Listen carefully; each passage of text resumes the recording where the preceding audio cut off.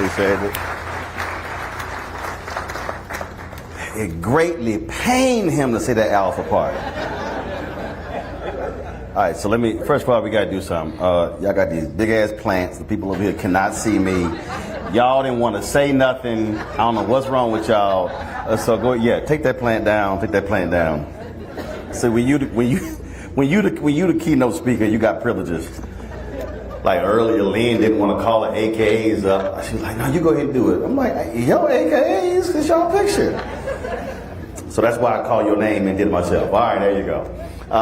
Glad to be here. Always glad to come back to H-Town. I live in D.C. now.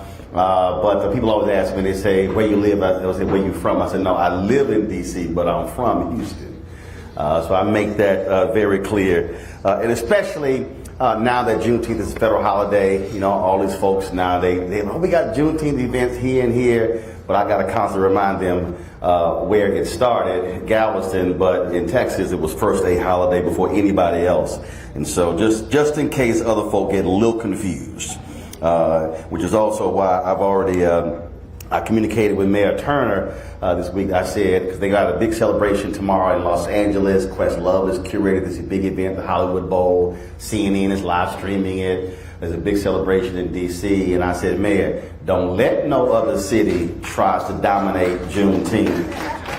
I said, the biggest celebration for Juneteenth must be in Houston every single year. So we look forward to that happening. So glad to see so many folks here. My sister Levita, her husband Manasseh are here. All my family is here. If I invited my family, none of y'all could have had a ticket. I got like 500 relatives in Houston. We were born and raised Catholic. We believed in procreation. So I was like, look, they mad because I didn't even tell anybody I was coming back. My sister called me. She's like, "You here?" I'm like, "Yeah. You want to come tonight?" "Just y'all two. Nobody else." So glad to see them out here. And of course, all the Alpha brothers as well. And so it's always good. Let's get right to it. In the introduction, he talked about my show, Roland Martin Unfiltered. And I want to thank so many folks who've been watching me over the years, listening over the years. You're the ones who make it possible. But we didn't just launch this show 4 years ago. In September, we launched OTT Network, Black Star Network. You can download it on all platforms. And y'all clap, go ahead. And the reason that is important is because it's black owned. And when I say it's black owned, what that means is I don't have to ask somebody permission, can we do this? And so when they had the meet and greet a little bit earlier, the reason I wasn't in there taking pictures is because I was actually doing the show. Right now, we are live streaming this speech. And the reason that's important because the nation's first black newspaper, Freedom's Journal, their lead editorial said this on March 16, 1827, "We wish to plead our own cause, too long have others spoken for us." And one of the things that has always happened is that in this country, we have always had to ask permission to do certain things. We've had to go head bowed, hat in hand, please, can I do this? And I've never quite been somebody who liked asking somebody else for permission. So earlier this week, we were in Atlanta covering the UNCF's Higher Education Summit. I'll be in Ann Arbor, the University of Michigan tomorrow. On Saturday, we'll be broadcasting from Reverend Dr. Barber's Poor People's Campaign in Washington, D.C. And that's because I don't have to ask somebody, can I, because I own it. Own the cameras, own the equipment. And that concept is hard for some people because if we really want to be honest, many of us have been raised, have been conditioned to think that we are destined to have a job and to be employees. Yet I grew up with a grandmother who had a catering business, with a grandfather who had a business, with my mom who had a cake business. And so I understand. I was seeing at 7, 8, 9, and 10 the lessons watching her book weddings. My grandmother, I still use today. And I would sit there and I would see folks who were they would come in there, they would do these weddings, and they would spend 4 hours booking a wedding. So she's in her dining room. I'm sitting over there either with the bride's daddy or the fiance watching her bride and the mama sit there all this time in there. which I never understand. Like, if it's their wedding, how? Don't even get me started on that. So we're sitting there and I'm watching this, and I would see people sit here with my grandmother, and they'd be going through this stuff, looking at invitations and plates and flowers and all that sort of stuff. And then they would say, I want this and this and this and this and this and this and this. And then get to the end, and she tabulated, it'd be like $28,000. They go, Miss Blum, we only got $7,500. Well, y'all should have came in here and said from the top, we only got $7,500. And so all those lessons watching that, I literally still apply to what I'm doing right now. And so for me, it wasn't scary when TV One ended News One Now. And a lot of people were shocked and they were upset and angry when Alfred Liggins, the CEO, told me they were ending the show. I didn't flinch. I wasn't upset. It wasn't a punch to my gut, because literally as he was talking, telling me why they were ending the show, I was already planning on who I was going to call when I walked out of the room. And literally, when I walked out, I met with D'Angela Proctor. She and I went to Yates together. She's a Hollywood producer, and she worked at TV One at the time. And we went to her office. She says, she said, aren't you shocked? And I was like, I have no time being worried about being shocked. I said, because I'm planning. I'm planning. I was already there. I was already moving. The last show was December 21st, 2017. I had a meeting with a potential sponsor. 2 hours later, 24 hours later, we had our first sponsor at $250,000. See, I wasn't about to sit there and moan and have a funeral and be all upset, because what the opportunity did was, some saw that as an ending, as a closure, as somehow this being sad, when the reality is what that did was create the opportunity for me to then say, fine, I can now own it and control it. And now begin to hire and begin to do some things that we couldn't even do then. Because what that created was a level of freedom from someone else's system. And so when we talk about Juneteenth, we cannot continue to have this discussion where we're saying it's a Juneteenth commemoration or Juneteenth celebration if we do not incorporate the word freedom into it. And it's the freedom to be able to make the decisions, the freedom to be able to cover certain things. When Harry calls me and says, hey, the Moral Foundation is doing this.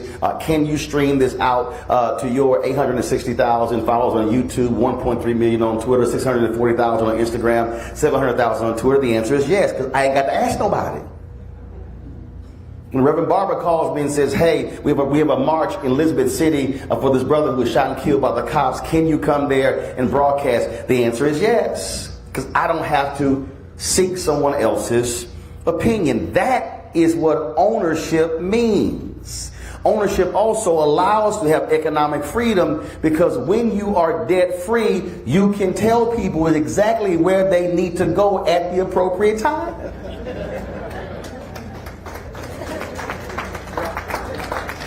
And so if we're going to be talking about Juneteenth in 2022, there has to be a clearly defined purpose in terms of what we are trying to do with this holiday. And so when I look at these events, when I look at these companies and all of a sudden having Juneteenth events and they sit in June selling Juneteenth products and all these different events, my perspective is totally different.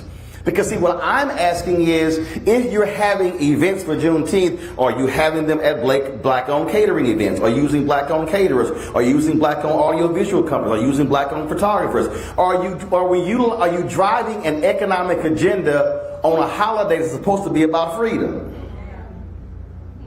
See, these are the questions that we literally have to be asking ourselves, because what is happening far too much in this country is that we continue to be America's great consumer. America has always loved us because we've always made America money. Oh, let's just be real clear. During slavery, America loved us because there was no capitalism system in America until it was created by people of African descent who were enslaved. People talk about American Industrial Revolution. Where did America get its money during the Industrial Revolution? It came from the riches of free labor during slavery.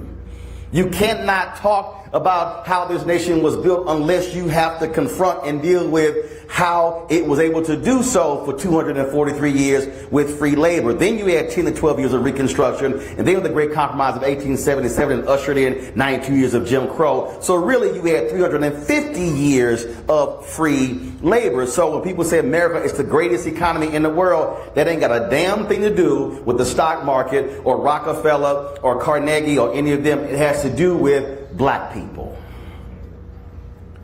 And so what has to happen now is we must assume a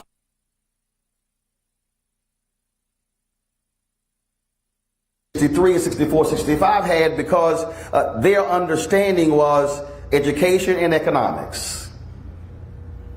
If you begin to realize that in that period right after the end of slavery, there was an explosion of schools opening. There were white abolitionists who were coming from the north, coming to the south, and they were saying, oh, we're here to help y'all. They're like, hey, we good. We already started some schools. Y'all can help, but y'all late. Literally, there were 500 schools. Washington, D.C., 30% of white students were enrolled in school, and in Memphis, 97% of black kids were, because slaves figured out, hold up, if I can be killed if I was caught reading, there must be something about that book that's powerful that will result in death. And so when I say that we have to look at this thing differently, I use this phrase all the time on the show. We have to have a reprogramming, an actual reprogramming. Because see, it's great for us to gather. It's great for us to come together and have events. But I'm always saying, who's getting paid off the event? And I know there's some folk who's sitting here saying, why you always got to bring up money? Because if you can't talk about America, well, you talk about money. America only understands money. Okay, help me with this. How many of y'all been in Washington, D.C.? Raise your hand. How many of y'all been to the White House? There's one federal agency that shares a lawn with the White House. They can literally play flag football on the White House lawn. You can be 100 steps out of this building than you in the East Wing. It's not Defense. It's not the DOJ. It's not Health and Human Services. It's none of those departments. It's Treasury. White House, power. Treasury, money. Treasury, money. White House, power. If you want to understand America, that's all you need to know. What sits right next to the White House? Money. Okay. Black folks said, please, baby, please stop forcing us to sit in the back. Hell no. Fine. December 1st, 1955, black people said, we ain't getting on the bus. 381 days later, Supreme Court ruled. What was that about? Money. Trust me, they felt it in Montgomery when 50,000 black people did not get on buses. When 4 North Carolina A&T students chose to boycott a lunch counter, it spread like wildfire all across the South. They quickly began to integrate lunch counters. Why? Money. If you want to get America's attention, you must talk about the money. Coretta Scott King actually said, they killed my Martin when he started talking about the money. America does not mind us talking about mass incarceration. They don't mind us talking about voting rights. They don't mind us talking about those things. But when you start talking about the money, then stuff begins to shift. Which is why when we're talking about today's social justice, you must talk about economic social justice. You have, in the wake of George Floyd's death, you have literally had $30 to $50 billion being promised by various companies. And here we are 2 years later, and every single person here should be asking, what have they done with those promises?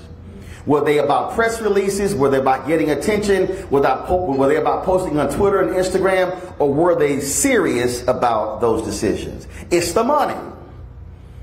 So we're talking about celebrating or commemorating Juneteenth. What we should be asking ourselves is, how does this federal government spend $560 billion a year on contracts, and African Americans are getting 1.67%? What we should be asking is, how does this federal government spend $1 billion in advertising, and black-owned media is getting $51 million, which is 1%? Which then begins to ask the question, then what is the state of Texas spending? What is the city of Houston spending? Harris County, Fort Bend, Missouri City, all of this. It comes down to the money, because if you want to talk about mass incarceration, education, all those issues, I can show you money is tied directly to it. As John Hope Bryan says, you ain't never seen a riot in a neighborhood with a credit score of 700 or higher. So if we are going to be living in the 21st century, then what we have to begin to do is have a dramatic shift in our thinking and our actions, and begin to say, where's the money? And what happens is, I see this all the time. People will say, well, you know, these things take time. Let me be real clear. My mom and daddy are 75. They just celebrated the 55th wedding anniversary. I'm 53. Everybody has an expiration date. I am not interested in waiting. I think we've waited long enough. There has to be a sense of urgency when it comes to this very issue. There has to be a completely different focus. We have to also begin to utilize our resources and our organizations in a totally different way. In King's book, Where Do We Go From Here? Chaos or Community, which is a book that every person in here should have on their shelf. I guarantee you I sold more copies of this book than the King children combined. Because I've been talking about this book for more than a decade. If you read that book, he literally is laying out a blueprint that if you read it today, you swore he wrote it last year. And in there he says that there are 4 prime institutions that are positioned to liberate black people. The Negro Church, the Negro Press, Negro fraternities and sororities, and Negro professional groups. And this is what MLK writes: none of them have fully given themselves to the liberation of black people. Fully given themselves. Now, I know somebody is listening right now, and they like, I can't believe he said that. Yep, I told the Alphas that. I told the AKs that. I told the Deltas that. I told the Boule, the Kappas, the Omegas, the Zetas, Sigma Gamma Rho. I told all of them. Because if we want to, again, be real honest, we cute in our colors. We have our meetings. We spend significant amounts of money on stuff with our logos on it, but we're spending. Answer me this. Outside of Delta days, or Alpha Day and AKA Day, how often are we showing up in mass at the school board meeting? Okay, let me break it down further. All right, see, right now, I can already see some of y'all shifting in y'all seats. And let me explain to y'all what that particular move is. I am very good at putting people in rhetorical body bags on television. And so the move that you just made is what I call the butt dance. And so the butt dance is when you start shifting in your chair because it's getting a little uncomfortable. So let me just help you out just a little bit. See, my wife is an ordained minister. If you desire comfort, you should have invited her. She could have prayed with you, consoled you, laid hands on you, all of that. God has given her a spirit of comfort. God has given me a spirit of discomfort. I've always made I make my family uncomfortable. I'm the one in the family they don't call for consultation. They call for decision. When Roland gets called, decisions are made. And they typically are one-way decisions. So they understand that. So if the person next to you is doing a little butt dance, just reach over, pat them on their hand, say, baby, it's going to be okay. He has a 5 a.m. flight to Chicago. We will not be here much longer. It's okay. If you take the holidays out of the year, pretty much, all right, Lynn, how many times y'all meet a year? City council once a month? Twice a month. Okay, twice a month. Okay, fine. How many months? 10? Whole year, 24 meetings. Plus special council. Okay, plus special council meeting. All right, so that's fine. So if you take the Divine Nine, add Eastern Star, add Prince Hall Masons, add the Links, that's 12 organizations. Please explain to me why those 12 organizations can't pick 2 of those meetings for the members to show up in mass to say, this is what we are advocating for in our agenda. See, there should be a situation where if a group of women come in red and white, politicians, black or white, Latino or Asian, should be saying, damn, here come them deltas. If they see black and gold, if they see purple and gold, if they sit here and see blue and white, they should know exactly who's coming. But if they see that and they don't know, and if they see that once every now and then, they go, who's that? That means clearly we have not done our job. The Divine Nine alone is 2 million people in this country. How are we actually using our power? Are we just meeting to meet? Are we talking about how wonderful we are? Okay, I'm going to give you this one here. If the Divine Nine, each one of the president sends an email out every month and say, we as a collective are purchasing this book, the Divine Nine alone can be responsible for a black author making the New York Times bestseller list every single month. That's called collective power. Oh, just in case you think I'm just making this up, please go listen and read Dr. King's speech, April 3rd, 1968, in Mason Temple, the night before he was killed, where he literally said black people individually are poor, yet collectively we represent one of the top 10 economies in the world. That still exists. And so are we operating with collective economics, or are we operating with individual aspirations? See, it's one thing for us to celebrate Robert Smith being worth $7 billion and Oprah being worth $3 billion and Michael Jordan being worth $1 billion. It's great when we sit here and we hop on Clubhouse, and Clubhouse goes from a launch in 1 month and 9 months later with a $4 billion evaluation because we made it sexy. It's real great when we walk around talking about, man, I bought my kids some Nikes, but did you buy your kids some Nikes, or did you buy your child some Nike stock? This is an economic conversation that we have to be having, because we are not going to be able to fulfill the dream of those formerly enslaved people if we are not reaching economic freedom.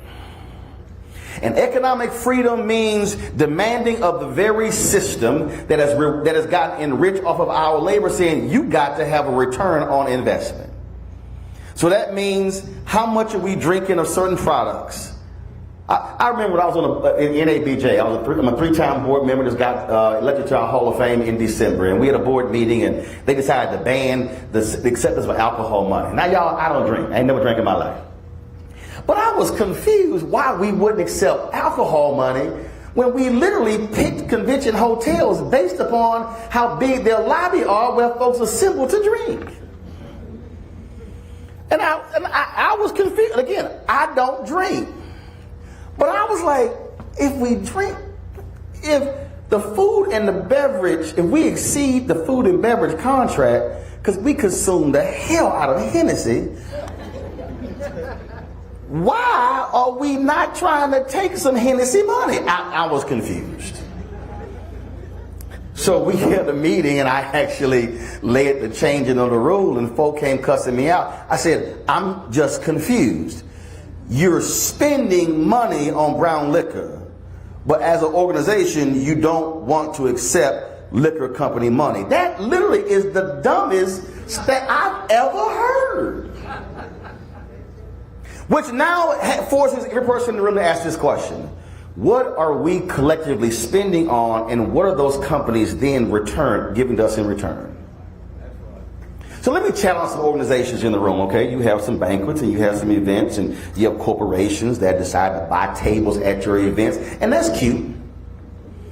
But I need you to create you a racial economic index. I need you to be asking the question, those very same corporations who want to buy your table at the NAACP banquet, at the Freedom Fund banquet, at the Urban League event, you need to be asking them, first of all, got any black board members? How many black senior execs? How many black junior execs? What's your minority supplier development? How much money do you spend with black-owned media? What are you doing with HBCUs? You should have an entire list. And if they cannot answer appropriately, you should say you cannot buy a table at our event. Because They are playing you small. Let me just give you an example. The Urban League has a partnership with PepsiCo, Pepsi Foundation. I got no problem with it. 5-year initiative, $10 million. Pepsi announced this initiative where they're going to spend $100 million. They want to drive $100 million in receipts over 5 years to black-owned restaurants. I support that. Yet Pepsi spends $3 billion a year on marketing. If Pepsi contributed 5% of their annual marketing spend to black-owned media, just 5%, that means in 5 years, black-owned media would get $750 million. Now let's just do some math. $10 million over 5 years. They want to drive $100 million in receipts over 5 years. That's not their money. That's other people's money, but they want to push them to black restaurants. Or $750 million. Which of those three has a more dramatic effect on black America? The $750 million. But why is it that we will readily accept a small donation, which is simply white philanthropy, as opposed to a return on the investment of the amount of Pepsi we drink? $750 million versus philanthropy of $10 million. That has to change. Our organizations are literally accepting and being happy with philanthropic donations and not asking them, how are you impacting and working with black-owned businesses? And you might be saying, well, you know what, I think our black-owned business is doing fine. Okay, let's give you some stats. Pre-COVID, there were 2.6 million black-owned businesses in America. 2.5 million had one employee. Of the 2.6 million black-owned businesses, 2.5 million have one employee. They're doing an average revenue of $54,000. Those are not black-owned businesses. Those are single entity. They're not even companies. Just because you got a business card don't mean it's a business. It's not. We have a capacity problem. We have a capacity problem because we're being frozen out of the contract. Oh, by the way, when we had 1.9 million black-owned businesses and 1.8 million had one employee, they were doing an average revenue of $110,000. So we added 700,000 new black-owned businesses in the past 5 years, yet the revenue's been cut in half. You can't hire anybody. 2014, Wall Street Journal had a front page article that said, it was in March of 2014, it said in 2013, $23.09 billion in small business loans were handed out. Black folks got $385 million out of $23.09 billion. $385 million out of $23.09 billion. And so when I saw that article, I immediately sent an email to the White House, and I said, y'all got to have somebody from the SBA on my show to discuss this. And they gave me the runaround for 90 days, and Obama was president. And let me just be real clear. I was one of the folks who gladly supported President Barack Obama, but one of the greatest mistakes black people made is that we stayed at the inauguration parade when everybody else left. We were happy to see a black first family. We forgot he was the 44th. Which means we forgot to make some demands. You don't let somebody get your vote unless you ask for something in return. 90 days in his first administration, the LGBT community had a 54-page agenda for President Barack Obama. Black organizations waited until year 5 to actually have a meeting. And I was there. It took them 9 months to print the damn plan that they discussed at the meeting. I was there when that happened too. What I'm trying to get us to understand is I don't get excited if you have a black sheriff or a black city manager or a black mayor or a black city council. I want to know what you are doing while you are there for black people.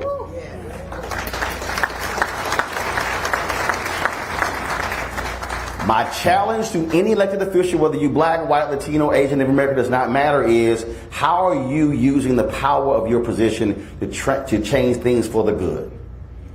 Why do I call Maynard Jackson one of the greatest elected officials ever in American history? Because his grandfather taught him the 3 B's, the ballot, the book, and the buck. And he used the power of the mayoral office to change Atlanta. The reason Atlanta today is called the Black Mecca is because Maynard Jackson said tumbleweeds will roll down that damn runway before I let that airport get rebuilt and black folks get no contracts. The city, white leadership in Atlanta hated Maynard Jackson. 1973, African Americans got 0.0012% of all contracts in Atlanta. And he came in and said, oh, banks, call him to the office. He said, so I need y'all to extend credit lines to these black-owned businesses that got city contracts. The bank said, hell no. He said, city treasurer, come into my office. Please remove the city money out their banks. They were like, hold up. Wait a minute. He said, what's the problem? They got a city contract. You know we're going to pay them. We pay on a 180-day term. They can't float their businesses for 6 months. Y'all going to extend a line of credit. Please explain to me. That's not a race-based issue. Please explain to me why any city council, any county government, any school board can't require the exact same thing. You can literally require, if we are putting the city or county's money in your banks, you have to extend lines of credit to businesses, I ain't say black, any businesses that are getting school board, city, or county contracts. What is the greatest need for black-owned businesses? Lines of credit. That's how you use the power of politics to change the economics.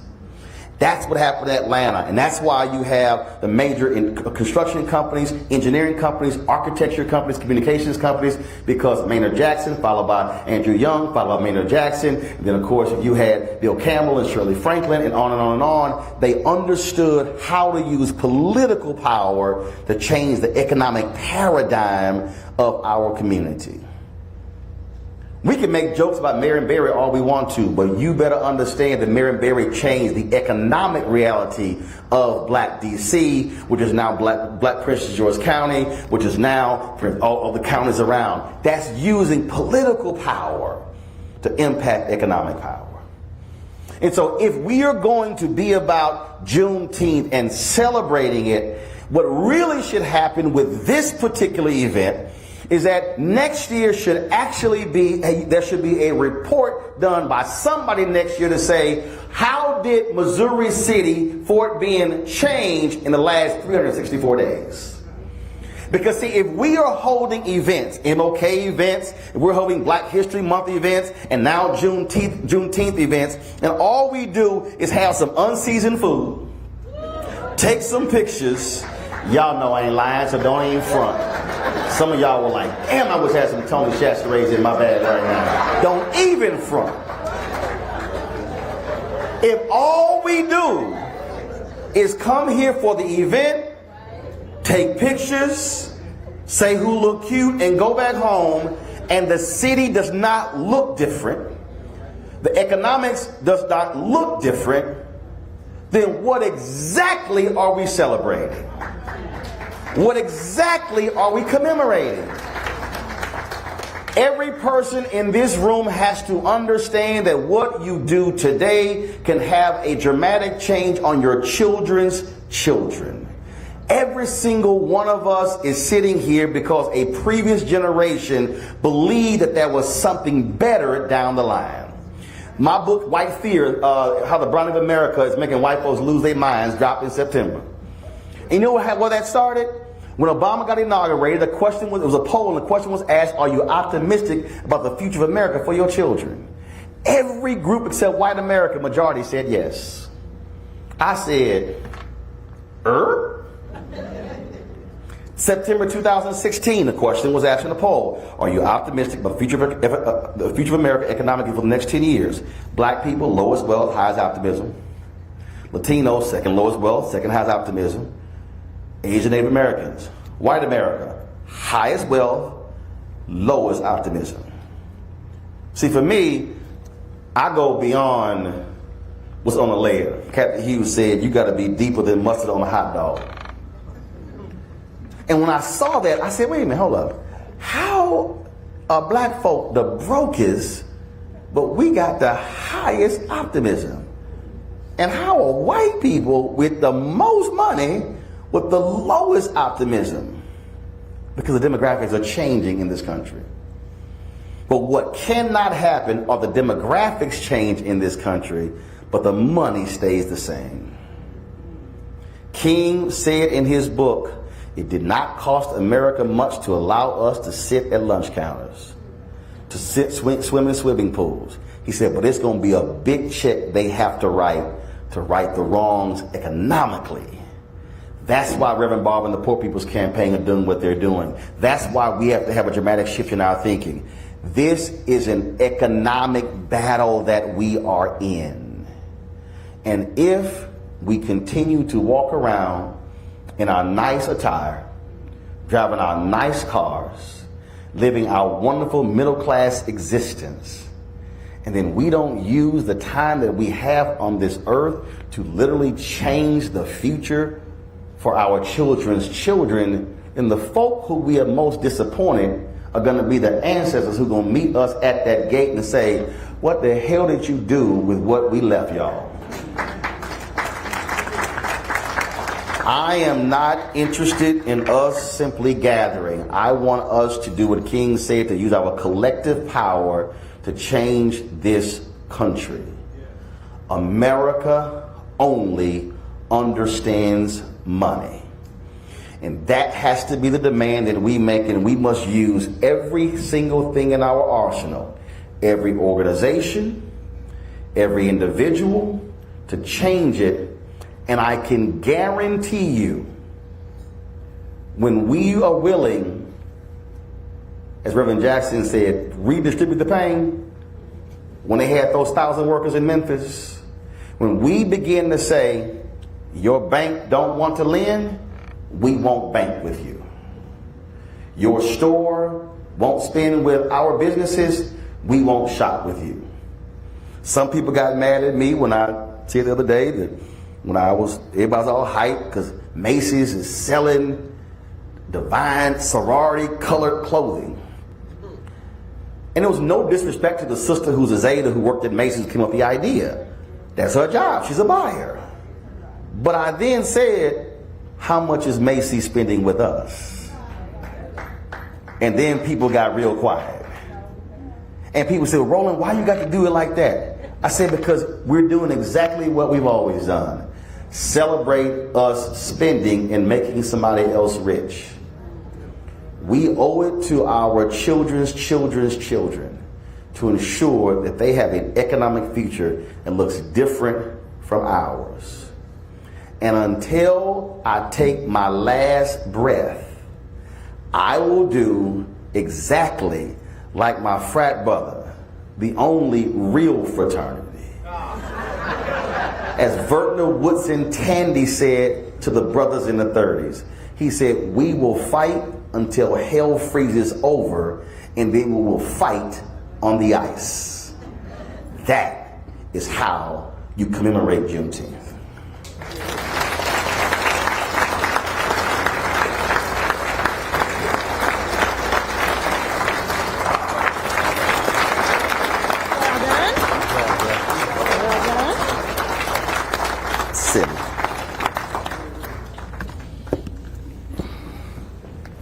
Show me the money. Drop the mic. Show me the money. Y'all come on. And we give another round of applause to Roland.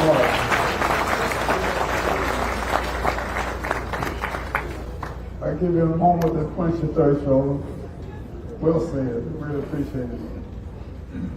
One of the things I wanted to mention, your high school counselor, Otha White, is my mother-in-law. I'm sorry.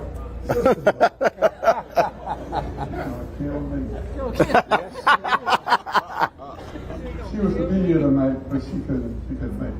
But she sends her best. Appreciate it.